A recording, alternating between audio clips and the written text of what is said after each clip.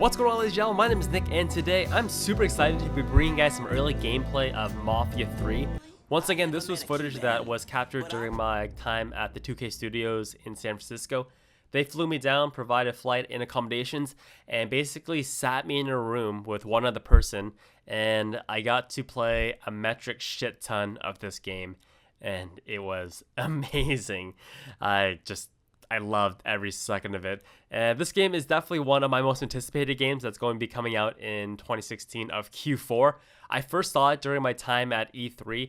The demo they showed at E3 was just so incredible. And not only was the demo great, their entire setup, even though it was probably not as good as the Legend of Zelda Breath of the Wild setup, because that was just redonkulous, it was probably the second best booth at E3.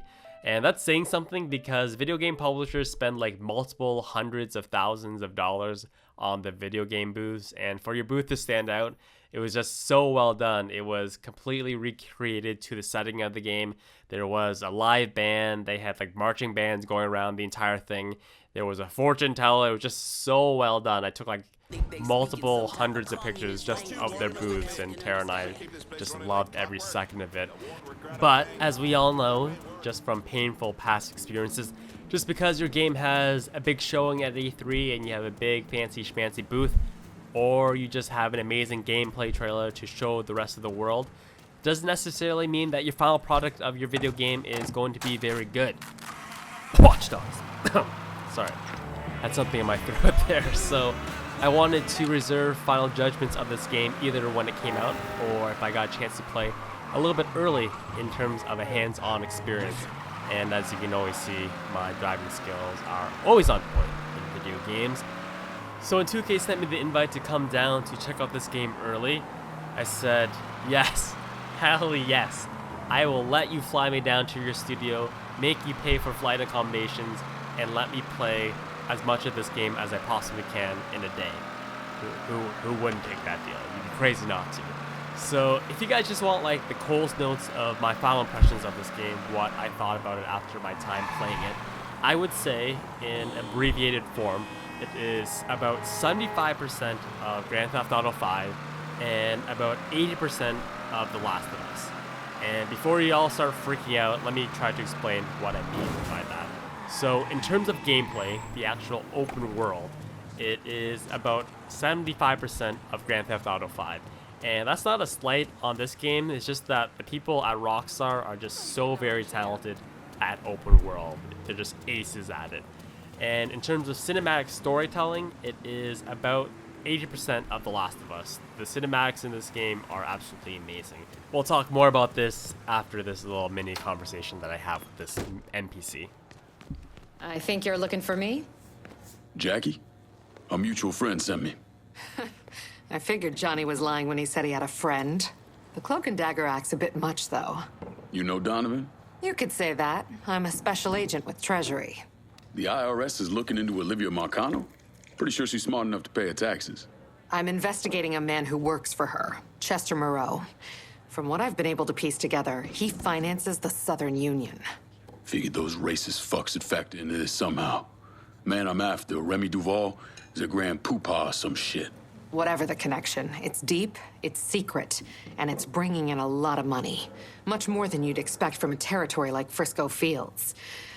The Bureau looked into it for a while, but no one's talking. Trust me, I get my hands on one of those bastards, he's talking. I thought as much. Only other lead I have is that the Southern Union's got stashes of propaganda scattered around the neighborhood. Might not seem like much, but you hit those, you'll get the attention of the people who matter. Yeah, Moreau starts losing money, he's gonna want to know why. I'll be back once I have something actionable. Really talking around here. I think you're gonna have to get to Chester's people direct. I take a second here to try to figure out the menus and turn on subtitles for you guys because I know that you guys always appreciate the subtitles. And what really drew me to this game when I watched that demo at E3 was the environment of the game, the era that this game takes place, and kind of all the themes and stuff. Basically, everything that incorporates and builds into one entire story. And what I was saying earlier, this game is about 80% of The Last of Us in terms of its cinematic storytelling. If you take those elements, gameplay from Grand Theft Auto, the 75% from Grand Theft Auto, mix it in with like 80% of the storytelling, cinematic storytelling of The Last of Us, you have a recipe for a pretty badass game, and definitely it delivered in the first couple hours that I played of this game. So this gameplay is about 14 or 15 hours into the game, and this game is set in an era where black people are still being oppressed. There's widespread racism in politics, basically everywhere. And what I liked about this game is issues such as racism are usually kind of touchy with the public, but this game does not really shy away in any sort of manner from it. Neither with the racial undertones, the violence, you straight up stab guys in the chest and shoot them in the face, and there's just a wide variety of gameplay elements that are just kind of all mixed in. You have this upcoming scene here. I decided to go with a more stealth approach, like you would find like in The Last of Us when you're going against the clickers, or you can just go balls out and just shoot people in the junk and try to accomplish your mission. The world is your oyster. So here I'm trying to get the guy that's targeted up there with that marker above his head, and that was a takedown that I accomplished by whistling and drawing him closer to me. And in the menus you can decide whether or not you want to use lethal takedowns, or if you want to do non-lethal takedowns, you have that option as well. I'm kind of sad that you actually have to go into the menus to kind of bounce back between lethal and non-lethal. I personally, myself, would have just liked a quick toggle feature somewhere, maybe with the D-pad, but yeah. And so yeah, our goal is to try to get information from this guy, but as you can see, he's surrounded by a bunch of his cronies. So if I don't want to wake up the entire neighborhood and incite a very aggressive police chase, then I'm gonna try to take out the surrounding guys first, and then slowly make my way towards the middle. Here I was trying to ask the 2K representative beside me, how do I do it so I don't stab guys in the throat. There you go, that's the ticket. You guys know me, I'm a huge stealth person. I like trying to play my games as stealthily as possible, just because I find like there's a more challenge in playing stealth games than just shooting people and just getting from objective A to objective B and all that kind of stuff. So at this point in the game, as you guys probably saw when I kept bringing up the map a little bit earlier, there are two districts that are kind of open to me.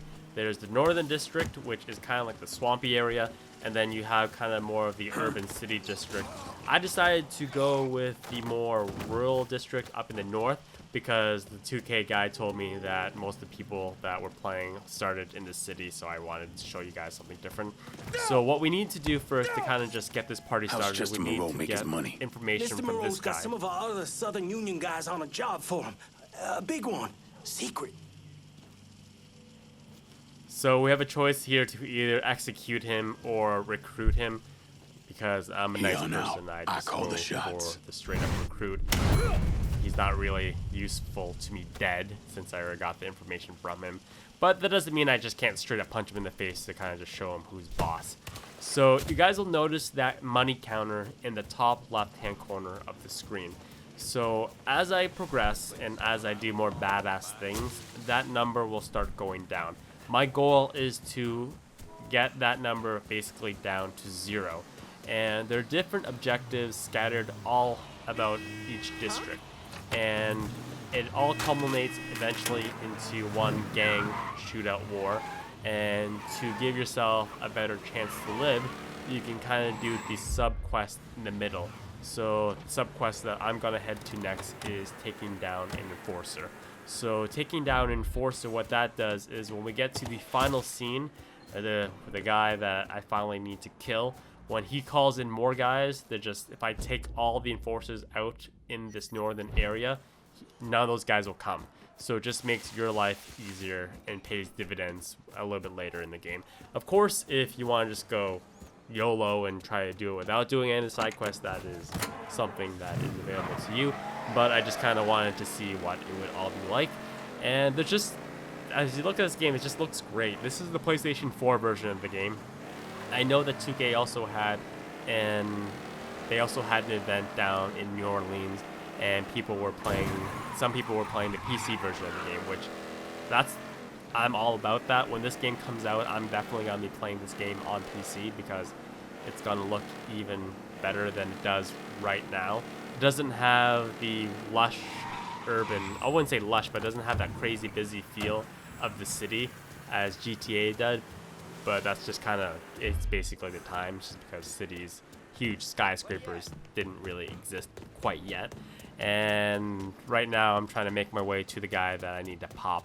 And I just decided that I'm just going to pop him and try to run as quickly as possible away, just because I don't want to waste ammo and try to take down all the other guys that are surrounding him. As you can see, this is, like I said, he's wearing a Casper the Friendly Ghost pillow sheet on top of his head, and this is kind of like the precursor to the KKK and the Ku Klux Klan.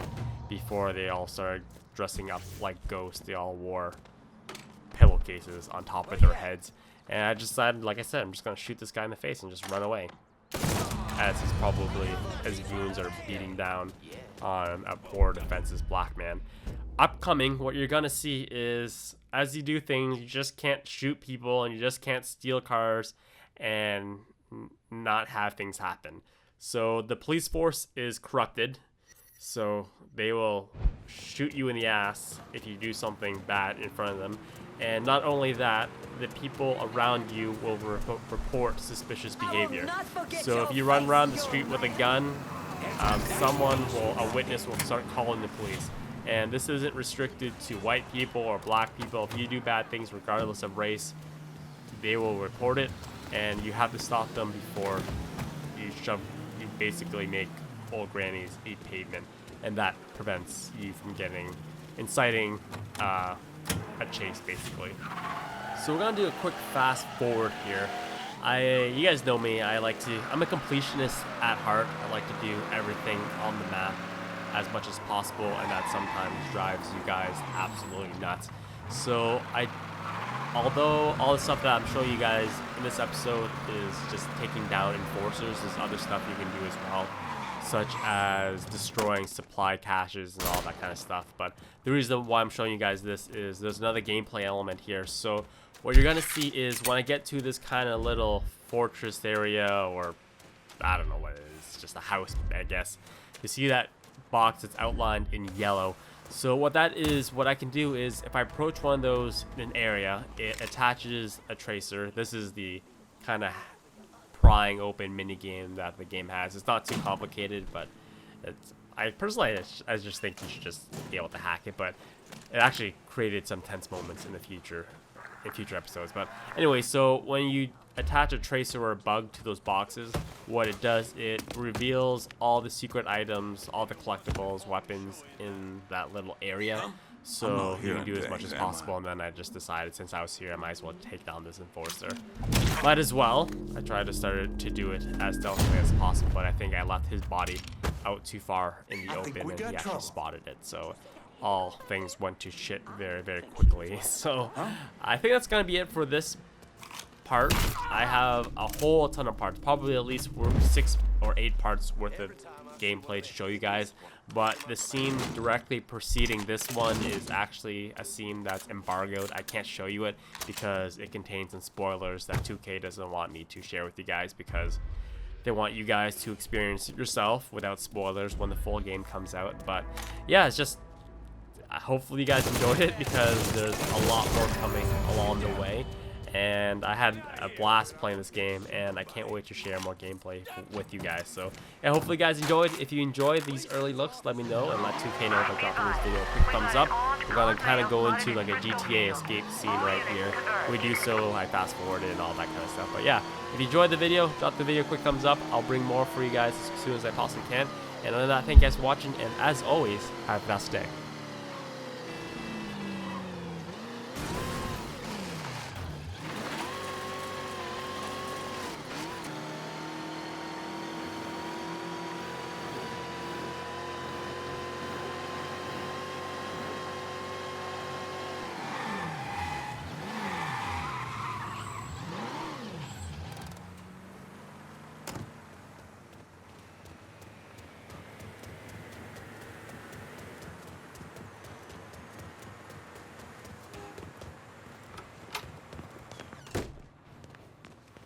Need anything?